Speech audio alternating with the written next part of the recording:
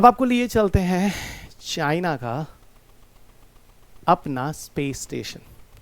China के space station का नाम है Tiangong space station.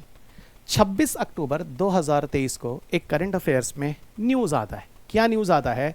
3 Chinese astronauts को लिफ्टेड ऑफ किया जाता है सेंजाओ 17 स्पेस क्राफ्ट की मदद से, जो वहाँ की जोकॉन सैटेलाइट लॉन्च सेंटर है गोबी डेजर्ट के आसपास एरिया चाइना में, जहाँ से टियांगोंग स्पेस स्टेशन के लिए 3 एस्ट्रोनॉट्स को भेजा जाता है।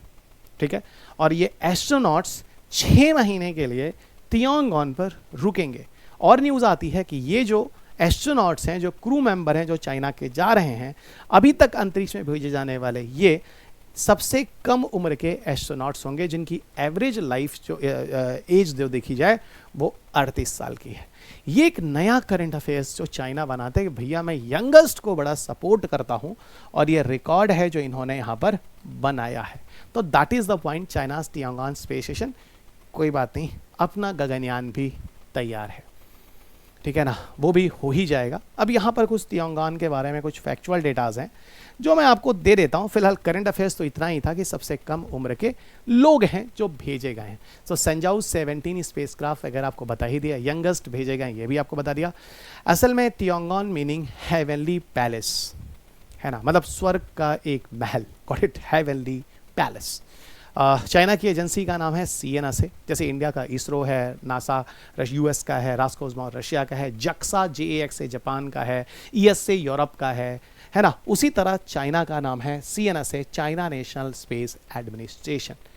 China first space station endeavours जो है ये एक तरह से देखा जाए तो। टियांगोंग 1 जो है वो लियो ऑर्बिट में लगाया गया, करीब 400-500 किलोमीटर वाली ऑर्बिट जो होगी, इसके बारे में बता दिया। 2028 तक ये काम करेगा, अभी तो ये चल ही रहा है ऐसा बोला जा रहा है। इसमें 3 मॉड्यूल्स हैं ऐसा कहा जाता है, जिनकी मदद से चलकर स्पेस स्टेशन जो है वो बना है। मतलब 3 टुकड़े में पार्ट्स को ले जाके असेंबल्ड किया गया है, उनको मॉड्यूल्स कहते हैं। क्योंकि देखो ऐसा होता है, स्पेस स्टेशन बहुत बड़े आकार का होता है, बहुत भारी होता है। एक साथ लॉन्च व्हीकल उतना भारी साइज़ का लेकर नहीं जा सकता, तो 2-3 पार्ट में लेकर जाएगा, फिर सबको जोड़ देगा। तो उसके मॉड्यूल्स के नाम लिखे, जैसे कोर मॉड्यूल्स तियाने है, फिर उसके बाद 2021 में भेजा, उसके बाद वेंटियन और मैंजिटियन ये है 2022 में भेजा गया। बिल्कुल वही जैसे इंटरनेशनल स्पेस स्टेशन है उसी तर्ज पे ये भी है, ठीक है ना। और यहाँ पर कुल 3 एस्ट्रोनॉट्स हैं, वो भी अपडेट्स आपको दे दिया। लाइफ सपोर्ट सिस्टम वगैरह बियॉन्ड अर्थ हम लोग वहाँ मेंटेन करते हैं, तभी तो एस्ट्रोनॉट जाके वहाँ पे जिंदा रहते हैं और रिसर्च करते हैं। ये सारी चीज़ें हैं, that is the part of this. तो इसके अलावा यहाँ पे कुछ ऐसा है नहीं जो आपको बताऊँ, क्योंकि कुल मिला जुला कर ये इंटरनेशनल स्पेस स्टेशन में जो हमने चीज़ें पढ़ी थी। अच्छा, अगर आपने एक मूवी देखी होगी ग्रेविटी, क्लास में भी मैं बताता हूँ, तो ग्रेविटी मूवी आपने देखा था, जब उस बच्ची का जो ऊपर वो अंतरिक्ष में जाती है उसका ऑक्सीजन खत्म हो जाता है, तो उसको इंटरनेशनल स्पेस स्टेशन दिखता है, वहाँ जाती है और वहाँ पर ऑक्सीजन पाती है।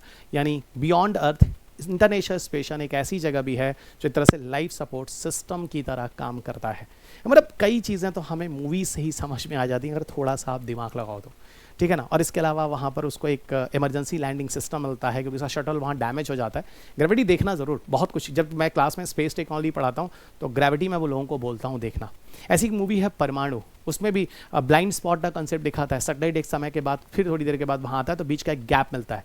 उसी ड्यूरेशन ऑफ टाइम में हम लोगों ने बचा कर कैसे न्यूक्लियर टेस्ट किया था श्री अटल बिहारी वाजपेयी जी के टाइम में, वो वाली भी मूवी मैं आपको बताता हूँ क्लास में देखने के लिए। कुछ लोग इंटरस्टेलर के लिए फोर्स करते हैं, उतना देखने की जरूरत नहीं है। मंगलयान देख लो, मिशन मंगलयान, ग्रेविटी देख लो, परमाणु देख लो। ये 2-3 मूवीज़ हैं, जैसे साइंस में काफ़ी चीज़ें मैं जोड़ लेता हूँ, और काफ़ी बच्चे क्लास में हाथ उठाते हैं, 30-40% बच्चे, तो तुरंत it is very easy to connect with them, है ना। तो वही चीज़ें हैं, इसको थोड़ा सा यहाँ ध्यान रखना।